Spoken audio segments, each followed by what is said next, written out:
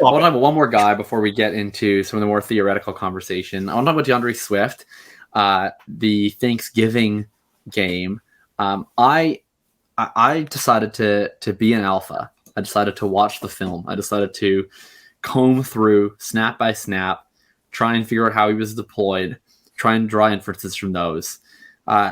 Do you have a take first about his recent downtrend of just not playing?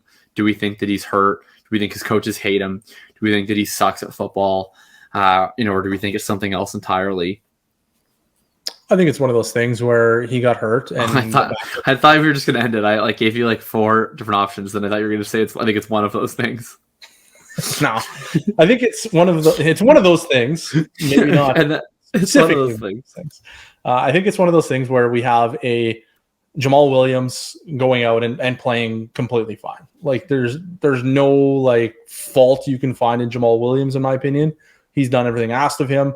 He was given the opportunity, likely to the extent that he has, because of the DeAndre Swift injury. And now they're well, we can't put him on the bench because he's doing what we wanted.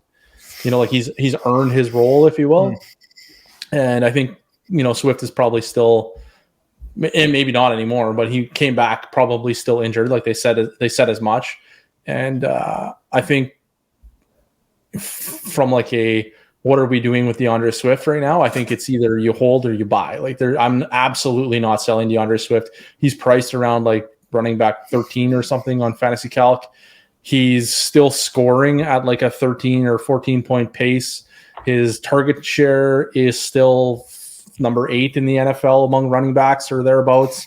And that's with him barely playing. He's only got a 30% snap share, 30% opportunity share and snap share on the season.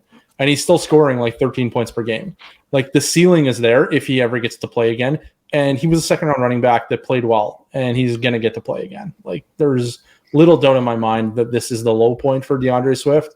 So we should either buy, or if you're not in a position, I wouldn't bank on DeAndre Swift coming back next week and being back to 18 points a game. I don't think that's it's going to happen at some point, but I wouldn't bet on it. It's going to happen in 2022, honestly, but hope it does. 2023?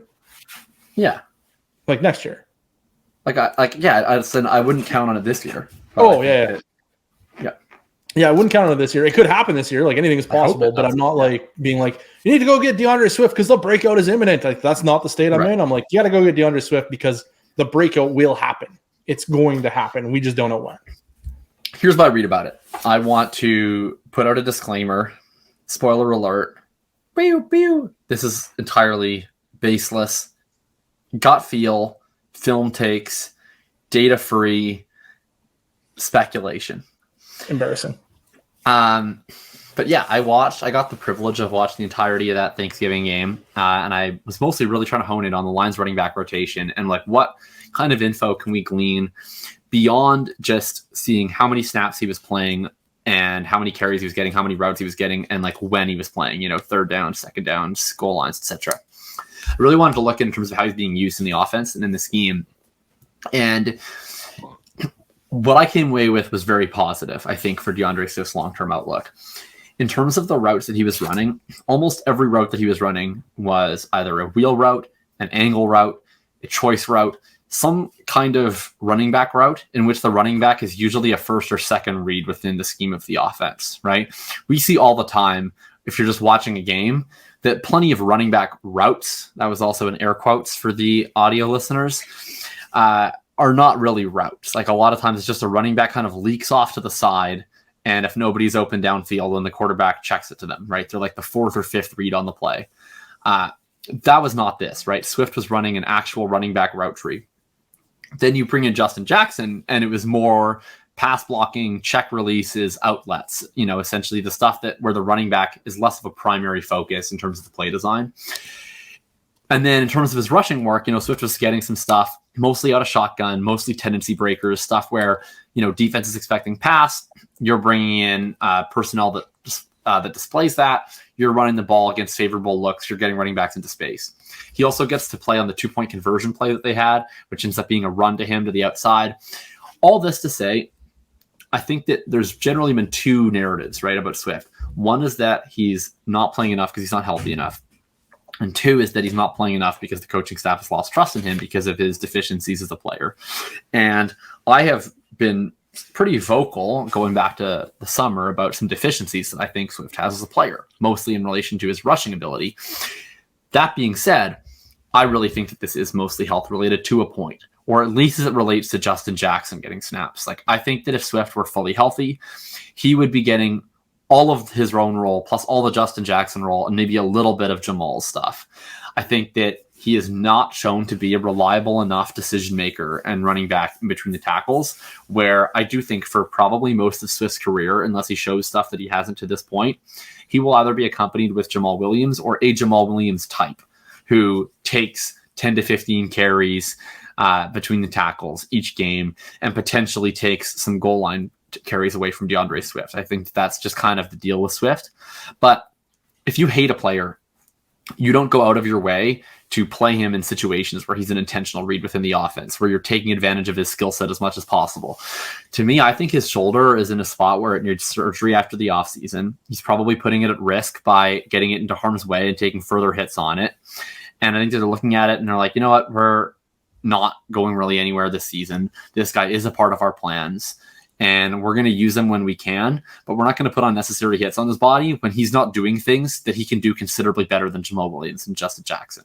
We don't really need DeAndre Swift to just sit around and be an outlet in the flat, and he's not, providing so much value on these carries between the 20s that we're going to put him out there time and time again and take that punishment on his body. So I do think what I saw is pretty bullish on Swift. I would be buying Swift for honestly the first time I've said that until about early last year, where I've been into buying Swift, and I am right now. I think that he's a really good option on, maybe not a contending team in the sense of that he's probably not going to provide you a ton of points, but just from like a value perspective, where I think a guy who's going to rise in value. There's not that many young running backs that I think are inefficiently priced because people are so, not that many young running backs that I think are inefficiently priced and that they're priced too low.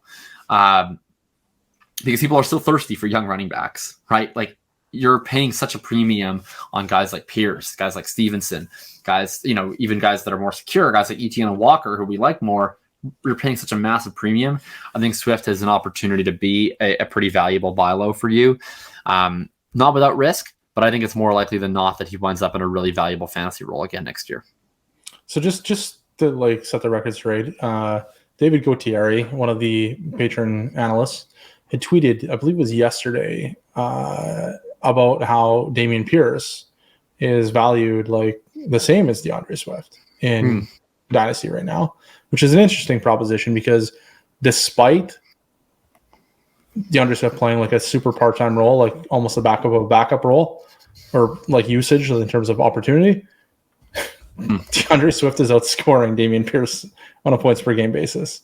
Wow. Like, this is why DeAndre Swift is a buy and Dameon Pierce is a sell, is because of like the way that DeAndre Swift is going to score points is a way that very few other running backs can score points, and it's a very efficient way to score points because he gets most of them through the air or in the red zone.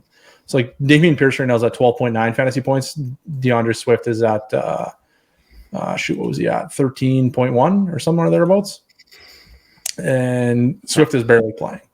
So like, I get like, I think where people get hung up sometimes is you buy DeAndre Swift at running back 2 in the world kind of thing last summer or 2 summers ago in your startup draft, and you're expecting this like huge performance. He's going to rule the world, right? And then he doesn't. And now you're sitting here being like, oh man, like he's only scoring 13 points per game. This sucks. I bought him at RB2. He's now producing at like RB15 or wherever he's RB20, I think he's right now. And it's like, that is awful. Feels bad, right? But then when you look at it and you're like, well, actually, like, this is kind of about as bad as you could imagine. And he's still scoring RB20 points and he's dropped a lot in price. Like, you can't sell him now. We're going to see better days almost assuredly, unless he has some catastrophic injury and we never get to see him play football again. That's always a possibility, but that's a possibility with any running back or any NFL or any football player, really. So from like a projectable standpoint, we have to expect DeAndre Swift to do something again at some point. and he's priced like he probably is Dameon Pierce, and that's just really weird. So yeah, I'm taking it back. I said hold and or buy, likely buy. I'm just putting it at like hard buy. Just don't expect production now. Like if you're hard buying, it's for production next year, not next week. Yeah, anything that happens this year is a bonus. I don't think it's impossible, but I think my concern is that I don't know that the shoulder, I think that it's the shoulder that's causing him the issues at this point, and I don't think that that's going to get corrected. Like I don't think it's a situation where it's just going to get better. I feel like it's less a concern about, can he play on this, and it's more a concern about is there risk to him if he gets hit and stuff. So I think he's just being bubble wrapped a little bit, and to me, it's like if he's being bubble wrapped now, he's probably just going to keep being bubble wrapped because he's not getting shoulder surgery anytime soon until after the offseason. So that concerns me a little bit, but. He could get bubble wrapped, but he could still be a 50% opportunity share guy with the target share possible. To supplement him up to 15, 16 points per game. Oh, it's possible, and we're paying like that price. Like that's what we're paying for right now. But yeah, that would be the thing. I wouldn't make him a buy low in the context of this year. I think he's a buy low in the context of next year. But I do think from some managers that now would be the time to buy, because some managers that have him as a contender are like, well, what the fuck am I doing holding this guy? Maybe they don't have a first round pick. Maybe they don't want to move their first round pick. And they're like, well, I have to get some points here. I'll use Swift instead, and you could potentially make a good value move. Like I would love to trade. Really any older running back that's scoring a lot of points right now for Swift, it would probably be, an easily envisionable type of deal that you could get done. Maybe a DeAndre Hopkins, something like that. Yeah, there's tons of options to trade for DeAndre Swift right now. I think it's one of the things that I think a lot of people really struggle with in Dynasty is they don't want to buy players that aren't doing well. Like who are the buy lows? And you tell them, they're like, well, all those guys suck. It's like, yeah, that's why you can buy them low. And then the reverse is true when, Dameon Pierce is breaking tackles like a maniac and we're like, hey, you got to sell Dameon Pierce. Like, I'm not selling Dameon Pierce. He's breaking every tackle. Like everyone who tries to tackle him just bounces off. I'm not selling Dameon Pierce. And it's like, now we're like, you probably should have sold Dameon Pierce when you could have got a 2023 first for him. You're going to be really sad about that in 3 months or 5 months or however far we are from the draft. So I think it's one of those things where you just have to wrap your brain around. Yeah, I'm not buying for points. I'm buying for future points. And then which I almost never want to do on a player that's playing games. Like this DeAndre Swift situation is really an exception to the rule for me. There's a few other situations. You do it more often than I do, but those are usually circumstances where I disagree with you.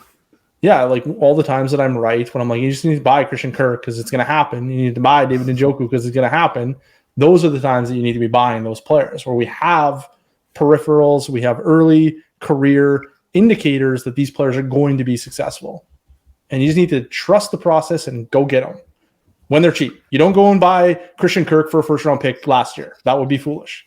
You go and buy Christian Kirk now, or you bought him 2 years ago when he was basically free. So anyways,